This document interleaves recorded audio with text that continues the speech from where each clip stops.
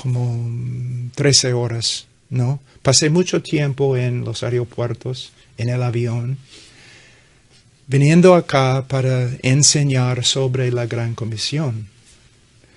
Pero también el viaje era como una prueba para mí. Voy a viajar mucho tiempo para hablar de la Gran Comisión, pero voy a evangelizar a la persona que está sentado a mi lado. Voy a sentarme allí en el avión orando, Señor, por favor, dame la oportunidad de testificar. Y cuando tengo la oportunidad, voy a arriesgar todo y a hablar de mi Cristo. Otra cosa que es muy importante, si nosotros queremos ser usados como instrumentos en la Gran Comisión, tenemos que ser hombres santos.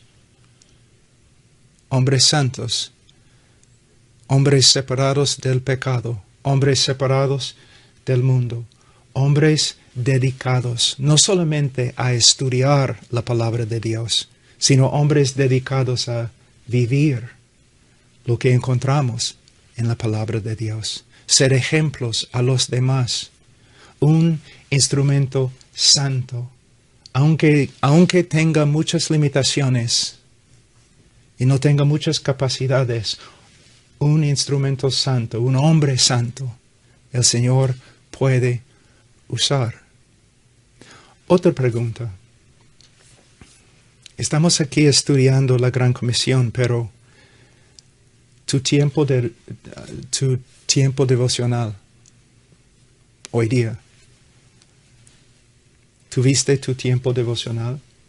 ¿Pasaste tiempo con el Señor? Soy más o menos viejo, viajé ayer como 13 horas. Me acosté anoche como a, 11:30. Pero tuve que levantarme esta mañana, no para estudiar, sino para reunirme con el Señor. En el día de hoy tenemos un montón de personas que no estudian sus Biblias y el Señor no puede usarlas. Pero también tenemos hombres dedicados a estudiar la Biblia, pero no viven en comunión con el Señor. No viven una vida de oración. El Señor ha obrado muchas veces en mi vida para hacerme débil, físicamente, intelectualmente. Y es un privilegio, porque es nuestra debilidad que resulta en la manifestación del poder de Dios en nuestra vida. Entonces podemos hablar y estudiar acerca de la Gran Comisión y evangelizar el mundo. Pero si queremos ser instrumentos, tenemos que acercarnos al Señor y vivir en su presencia diariamente. Nuestro propósito principal debe ser conocer al Señor. No solamente los hechos acerca de Él, los datos bíblicos acerca de Él, sino también compañerismo con Él. Nunca he conocido a un hombre que al punto de morir dijo, yo pasé demasiado tiempo orando. Pero he conocido muchos hombres al final de sus vidas que han dicho que lamentaban que no habían pasado tiempo con el Señor. La predicación y la evangelización no es menos que estudiar las Escrituras, pero es más que estudiar las Escrituras. Es también vivir una vida de oración. En Hechos capítulo 6 podemos ver que los apóstoles que dijeron iban a dedicarse a la proclamación de la palabra, al ministerio de la palabra, sí. Pero antes de mencionar la predicación de la palabra, dicen oración. Iban a dedicarse a la oración. Un hombre que estudia la Escritura para dar respuesta a los que le preguntan. Y el hombre que vive en la presencia de Dios por medio de orar este hombre puede ser usado por el Señor. Antes que empecemos la lectura, vamos un rato a Colosenses capítulo 4, porque quiero mostrarles algo que es un texto clave para mí en la evangelización. Es un texto tan importante, pero muchas personas lo pasan por alto y no pueden ver su significado. En Colosenses capítulo 4, versículo 2.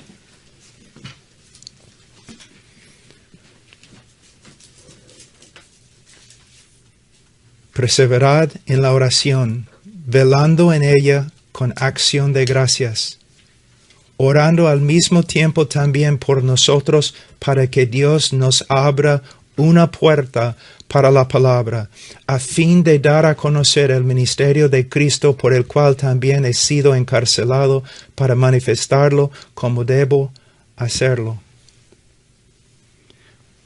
Hace como 35 años, cuando yo estuve en el seminario, yo estudié este texto y empecé a orar según este texto, según lo que este texto nos enseña. Que el Señor abra una puerta para que nosotros testifiquemos. Después de algunos meses, un día yo tuve un examen muy, muy difícil. Entonces me levanté en la mañana y dije al Señor, le dije, Señor, no voy a orar esta oración esta mañana porque de verdad tengo que estudiar y no tengo tiempo para evangelizar. ¿Qué estoy diciendo? Que el Señor contesta esta oración. Ayer y la noche antes de subir el avión, yo oré, Señor, abre puertas para que yo pueda testificar en el aeropuerto, en el avión, en todos los lugares donde voy. Tuve la oportunidad de compartir el Evangelio con 4 diferentes personas. El Señor abrió la puerta. Entonces, la evangelización del mundo no empieza necesariamente con la predicación. Empieza con la oración. Hermanos, si solamente aprenden una cosa hoy día, es que deben vivir una vida de oración. Y es mi deseo que el Señor obre de tal forma en sus vidas que ustedes lleguen a ser más y más débiles, para que se acerquen más y más a Él. Ahora vamos a empezar con la lectura. Estamos estudiando la urgencia del Evangelio y voy a empezar diciendo que según el diccionario Cambridge, la palabra urgente denota la calidad de ser muy importante y por eso demanda atención inmediata. Demanda atención inmediata. Y podemos ver que de verdad se aplica a la Gran Comisión, ¿no es cierto? No hay ninguna tarea que el Señor nos ha dado que es más importante que la Gran Comisión y demanda nuestra atención inmediata. Algo que es urgente tiene una importancia que incita, que empuja. Imagínense los caballos, ¿no? Un hombre quiere incitar a los caballos con un látigo y corren por causa del látigo. O imagínense un hombre, ¿no? Él ve un tesoro y el valor del tesoro le compele ¿a qué? A perder todo, a sufrir todo para poseer el tesoro. Así es la Gran Comisión. Es la tarea más grande de la Iglesia. Nosotros hemos recibido el mensaje más grande de la historia de la obra redentora, el Evangelio, y tenemos la responsabilidad de compartir este mensaje con todo el mundo. Y cada generación tiene la responsabilidad de llevar el Evangelio a cada persona en el planeta. Ahora, lo que vamos a ver aquí hoy día vamos a ver varias calidades de la Gran Comisión que demanda que nosotros cumplamos la gran comisión con urgencia. Vamos a ver varias calidades, pero primero quiero hablar con ustedes acerca de algo muy importante. Cuando pensamos en el Evangelio, cuando pensamos en la gran comisión, tenemos que darnos cuenta que llevamos a cabo la gran comisión por medio de proclamar el Evangelio. Pero nosotros no podemos proclamar un Evangelio que no hemos estudiado. En el día de hoy, la iglesia y el mundo sufren por causa del Evangelio que se predica. Entonces, primeramente, antes de pensar en proclamar el Evangelio, nosotros tenemos que dedicarnos a estudiar el Evangelio. Yo tengo 35 años en el ministerio y cuando yo estuve saliendo de mi seminario con mi maestría, algunos profesores me preguntaron, ¿quieres estudiar para tu PhD? Y yo dije, sí, estoy pensando en estudiar para sacar mi PhD. ¿Qué quieres estudiar? Yo les dije, el Evangelio. Y ellos dijeron, tienes que tomar otro tema. Ya, entonces no voy a estudiar mi PhD, porque quiero estudiar el Evangelio. Y ahora tengo más que 35 años estudiando el Evangelio. A veces, horas y horas cada día. Tengo notas, más o menos 2.500 páginas de notas, solamente sobre la encarnación, la vida perfecta, la muerte y la resurrección y exaltación de Cristo. Ni he empezado a comprender lo que de verdad se encuentra en este mensaje que llamamos el Evangelio. Y en el día de hoy yo veo a las personas tratando el Evangelio como algo superficial, como 4 leyes espirituales o 5 cosas que debes saber. No, hermanos, si nosotros vamos a ser usados en la Gran Comisión, primero tenemos que dedicarnos a estudiar el Evangelio, porque es un mensaje de infinita gloria. A veces cuando yo anuncio a una iglesia que voy a predicar el Evangelio, yo de verdad he escuchado personas diciendo, bueno, ya sabemos, ¿por qué va a enseñar algo sobre el Evangelio? Ya conocemos el Evangelio muy bien. No, después de miles de eternidades en el cielo, después de miles y miles y miles de eternidades, todavía no vamos a comprender toda la gloria que se encuentra en el Evangelio. Y si vamos a ser usados para avanzar la Gran Comisión, primeramente tenemos que ser hombres que conocen muy bien el Evangelio y el personaje central del Evangelio, la persona de Jesucristo. Ahora,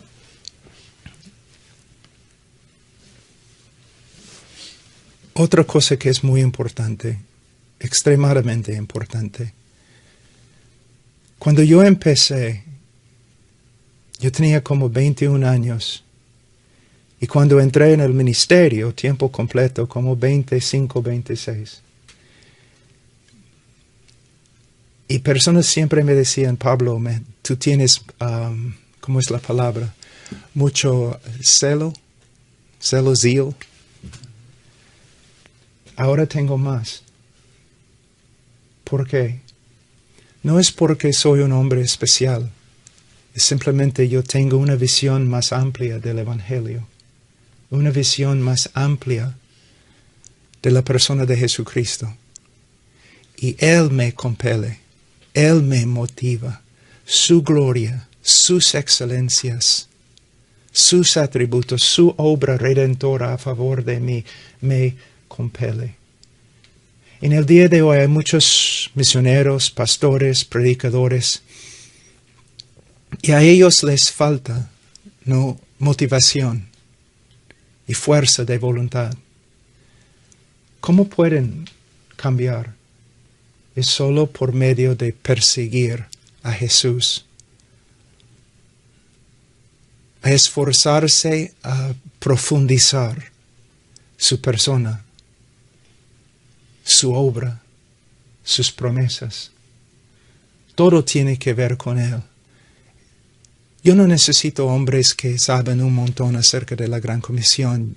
Yo necesito a hombres que pasan mucho tiempo en las Escrituras, buscando la persona de Jesucristo y buscando entender todo lo que Él hizo en la cruz del Calvario.